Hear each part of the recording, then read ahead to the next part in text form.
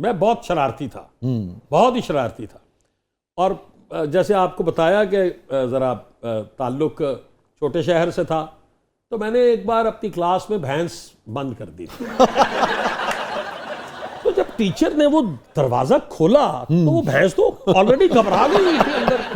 उसने सारे bench desk बस ये वो उड़ा दिए हुए थे और उन्हें अपना काम भी बखा देता आया सी अंदर। ठीक है। जब दरवाजा खुला तो वो वाह करती हुई खौफ से भागी बाहर की तरफ। तो टीचर की चीखें निकल गई। को एजुकेशन था हमारा, लड़कियां गिर गईं, कोई उधर कोई इधर।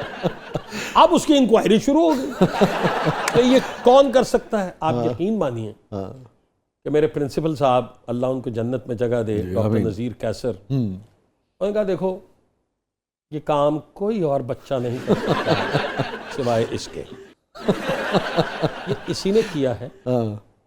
और मैं क्या कहूँ मैं इसको कहता हूँ कि अपने पेरेंट्स को बुला के लाओ। ये कहता है जी वो नहीं आएंगे। मैं कहता हूँ क्यों? वो कहता है जी वो कहते हैं कि हम तुम जैसे बच्चे के लिए जाके प्रिंसिपल साहब से नहीं मिल सकते। और एक वाकया मेरे वालिद से मंसूब है। प्लीज। और ये भी बिल्कुल जब मैंने मैट्रिक पास कर ली, जो कि एक मिरेकल था मेरे वालिद के लिए कि ये मैट्रिक में पास हो गया। किमें हो गया? ठीक है जी। और मैंने हाई सेकेंडरी ली। अच्छा ठीक है। मैंने अपनी वालदा से कहा मैं नहीं पढ़ना आगों, मैं तो हुण बस फिल्मां का काम करना है या मैनू बाहर घल दो। अब्बा जी में इतनी हिम्मत नहीं थी कि बच्चे को बाहर भेज। तो उन्होंने मुझे बुलाया, तो उनके पास थी एक मर्सिडीज गाड़ी, तो मेरे पास भी थी एक गाड़ी। जब मैट्रिक मैंने किया तो वो थी गालिबन करोला, ठीक, उस मॉडल की, ठीक, उस दौर के मॉडल की। तो कह लगे यार मैं तेरे नाल कारोबार करना चाह रहा। मैंने कहा जी की कारोबार?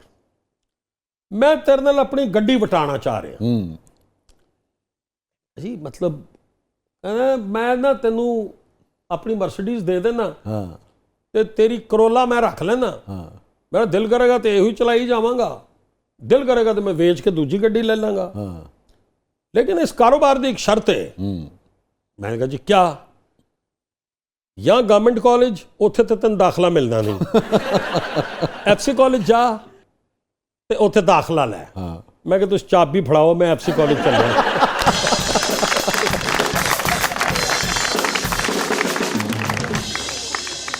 कौन सी ऐसी बात है ज़िंदगी में, कौन सा ऐसा वाक़या है, विछोड़ा है, जुदाई है, इंसिडेंट है जो वसीम अब्बास साहब को अक्सर याद आता हो, इतना उदास कर देता हो कि आंसू जब्त करना मुश्किल हो जाते हो? वो तो माँ बाप की जुदाई है जी। वो तो मैं कभी नहीं भूल सकता अपनी ज़िंदगी में वो मोमेंट जब मेरी वालदा को दफनाया जा रहा था और मैं कब्र में ही उतरा हुआ था और आखिरी स्लैब जो है वो रखी जा रही थी। अल्लाह। तो उनका वो चेहरा जो है वो गायब हो गया। तो वो मोमेंट मैं कभी ज़िंदगी में नहीं भूल सकता। वो याद आता है इमेज? बिल्कुल आता है, बिल्कुल आता है। और वो अब इस बात को कितने ही बरस हो गए। कितने बरस हो गए?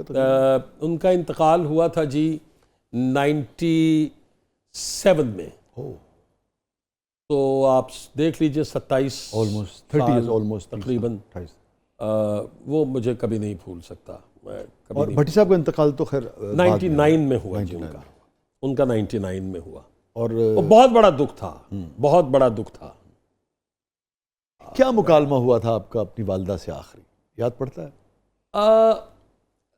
मुझे बस इतना याद है जी कि वो जब सर्जरी के लिए जा रही थी तो वो खुद गई बाथरूम में जाके, उन्होंने वो ऑपरेशन थिएटर का गाउन पहना और उन्होंने कहा कि अच्छा खुदा हाफिज़।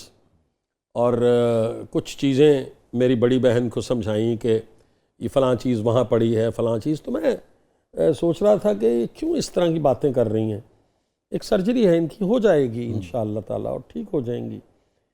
और बस वो एक आखिरी था मोमेंट।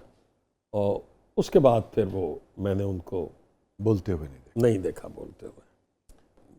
माँ बाप जैसी कायनात में दूसरा कोई रिश्ता है ही नहीं। No doubt. ये वाहिद रिश्ता है जिसमें जेलसी नहीं है। This is the only relationship जिसमें जेलसी नहीं है। अपने कद से ज्यादा आपको ऊंचा देखना चाहते हैं। बाप बेटे को अपने कद से ऊपर देखे तो उसको जलन के बजाय खुशी होती है। बेटा बाप को अपने कद से ऊपर देखे तो उसे जलन के बजाय खुशी होती है।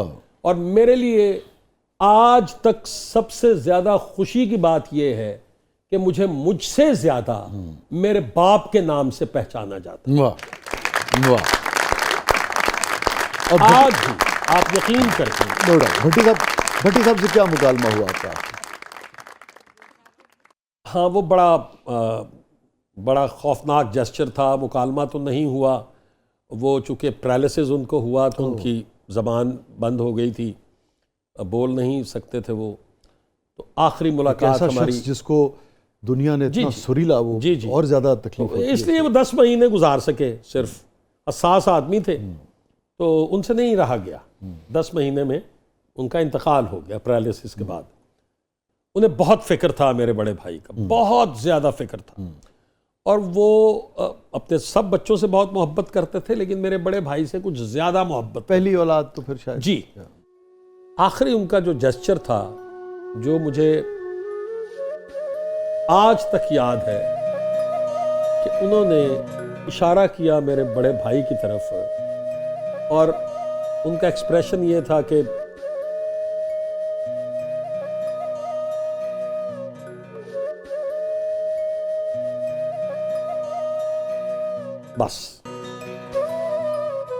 बस इसका ख्याल रखना। और जैसे आपसे कहा ना, मुझसे जी, क्योंकि मैं काम कर रहा था और वो उस वक्त कुछ नहीं कर रहे थे, तो मैंने आज तक कभी अपने बड़े भाई के साथ न बदतमीजी की है, न उनके सामने खड़ा हुआ हूँ। और मैंने अपने बड़े भाई, भतीजे, भाभी, इन्हें अपना माँ बाप समझा है। और जो कुछ मुझसे ज़िंदगी में बन पाया, मैंने कोशिश की कि मैं ज़रूर करूं। और मैं उनका बहुत ख्याल करता हूं और वो मेरा बहुत ख्याल करते हैं। कोई ऐसा वाकया, कोई ऐसी याद, कोई ऐसी चीज़ जो वसीम अब्बास साहब ज़िंदगी से डिलीट कर देना चाहते हो? बहुत हसास बातें हैं जो ज़िंदगी से, जितना आप शेयर करना मुनासिब समझे, डिलीट करना चाहता हूं, लेकिन अब वो डिलीट हो नहीं सकती। वो जब डिलीट करने लगता हूं तो एरर आ जाता है उसमें कि अब नहीं आप डिलीट कर सकते, तो उसको फिर आप साथ लेके आपको चलना पड़ता है। Thank you so much Waseem भाई। और हमेशा की तरह जब भी आपसे मुलाकात हो बेपनाह लुत्फ़ आता है। Thank you for coming. बहुत मोहब्बत आपकी, बहुत शुक्रिया आपका, आपके सारे क्रू का, आपके स्टाफ का, और आपकी मोहब्बतों का, और आपके इस खूबसूरत अंदाज का जो हमेशा से, जिसके हम मद्दाह रहे हैं। नहीं, बड़ी मोहब्बत। और मुझे कह लेने दीजिए कि जो आपके सीनियर्स होते हैं, हमारे सीनियर अदाकार, हमारे वो सारे लोग जिनको हम देखते थे, भले वो अदाकार भी थे, मगर हमने जब बाद में लिखना शुरू किया, मैं समझता हूँ वो सारे सीनियर्स जो हमसे पहले आए, हमने उन सब से कुछ ना कुछ सीखा है। सो यकीनन आपसे भी बहुत कुछ सीखा है। Thank you so much. Thank you so much. नाज़रीन, ये था आज का ज़बरदस्त। अपने फीडबैक से हमें आगाह कीजिएगा। इजाज़त दीजिए। अल्लाह।